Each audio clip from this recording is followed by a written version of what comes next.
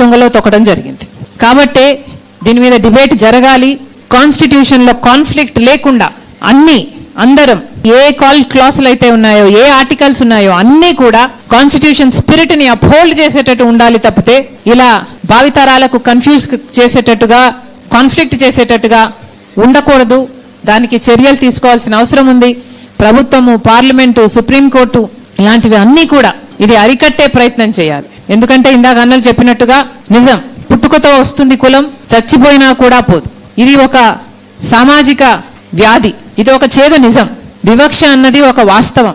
ఎవరు అవునన్నా కాదన్నా ఇందాక అన్న చెప్పినట్టుగా ఎక్కడా రాసిబడి లేదు, కానీ ఇది వాస్తవం. కుల వివక్ష అన్నది ఉన్నది. ఇది ఎంత అన్యాయం అంటే ఈరోజు ఒక దళితుడు క్రిస్టియన్ గా మారితే ఆయన ఆర్థిక స్థితి మారటం లేదు.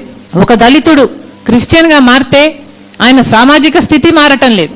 ఒక దళితుడు క్రిస్టియన్ గా మారితే ఆయన మీద జరిగే అవమానాలు తగ్గటం లేదు. ఒక దళితుడు క్రిస్టియన్ గా మారినంత మాత్రాన వాళ్ళ మీద దాడులు తగ్గటం లేదు. దళితుల్ని దళితులుగా చూస్తున్నారు కాబట్టే వాళ్ళ మీద ఇన్ని దాడులు జరుగుతున్నాయి.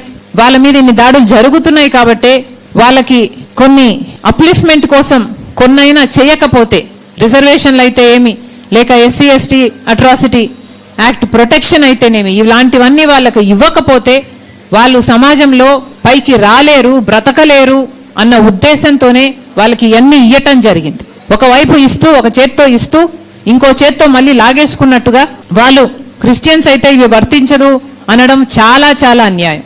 అంతేకాదు, ఒక ఎస్టీ మతం మారినా, క్రిస్టియన్ అయినా ఒక ఎస్టీఏ, మళ్ళీ రిజర్వేషన్లు అప్లై అవుతాయి. ఒక బీసీ మతం మారినా రిజర్వేషన్లు అప్లై అవుతాయి. ఒక ఓసీ మతం మారినా అప్లై అవుతాయి. కానీ ఒక ఎస్సీకి మాత్రం ఇది అప్లై కాదు అంటే ఇది నిజంగానే చాలా దురదృష్టకరం. ఇది ఎవరూ కూడా అంగీకరించలేదు. ఏ కులం వాళ్ళు కూడా ఇది న్యాయం అని చెప్పారు అంటే వాళ్ళు బయస్డ్ గా చెప్తున్నారనే అర్థం. నిన్న ఇచ్చిన తీర్పులో ఇది కూడా చాలా స్పష్టంగా చెప్పడం జరిగింది. రీకన్వర్షన్ జరిగితే మళ్ళీ ఏ కులంలో పుట్టారో మళ్ళీ ఆ కులానికే వాళ్ళు చెందే అవకాశం ఉంది అని. అంటే సుప్రీంకోర్టే ఒప్పుకుంటున్నట్టు కదా, కులం అన్నది పుట్టుకతో వస్తుంది అని వాళ్ళంతకు వాళ్ళే ఒప్పుకున్నట్టయింది. ఎందుకంటే మళ్ళీ రీకన్వర్షన్ అయినా కన్వర్షన్ అయినా మళ్ళీ పుట్టిన కులానికే పోతారు అంటే పుట్టుకతో కులం వస్తుందని సుప్రీంకోర్టే ఒప్పుకున్నట్టయింది. అంతేకాదు, దీంట్లో అసలు నాస్తికుల పరిస్థితి ఏమిటి అంటే ఎస్సీగా పుట్టిన వాళ్ళు, దళితులుగా పుట్టిన వాళ్ళు నాస్తికులుగా ఉండే హక్కు కూడా లేదా? ఎవరిని నమ్మకుండా ఉండే హక్కు కూడా లేదా? ఎవరిని నమ్మాలో కూడా కాన్స్టిట్యూషనే నిర్ణయిస్తుందా? ఇది ఎక్కడ విచిత్రం?